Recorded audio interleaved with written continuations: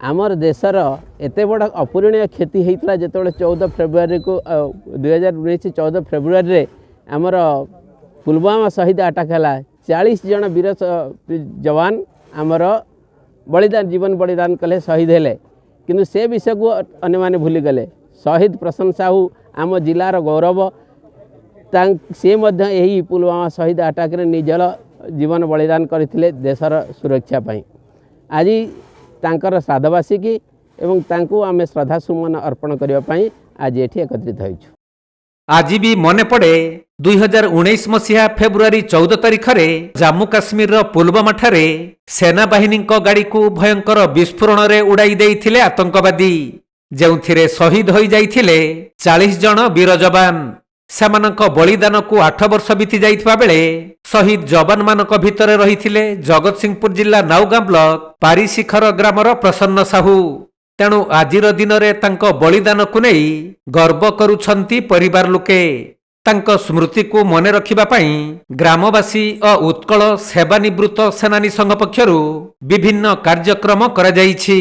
2019 मसीहा 14 फेब्रुआरी आम देश पई आम राष्ट्र पई गोटे कला दिवस। कारण ये जो दुखनीय परिस्थिति थिला जैसे मोहम्मद अनुमानिक जैसे मोहम्मद पाकिस्तान रो जो आतंकवादी संगठन तरफ जो ब्लास्ट होता पुलवामा सेक्टर रे हमर बीएसएफ रो जो तुंग सिपाही माने निजको शहीद देते जवान देते राष्ट्र पई से जो दिन को आज बहुत गोटे ऐतिहासिक दिन आम ये राष्ट्र पई कि आम माटी पई कि आ यही परिप्रेक्षी आम माटीर शहीद प्रसन्न कुमार साहू जड़े आम जड़े बड़ भाई से निजको शहीद उत्सर्गित करते एवं ए माटी जो पारिशिखर माटी नाउगार आज माटी आज गर्वित।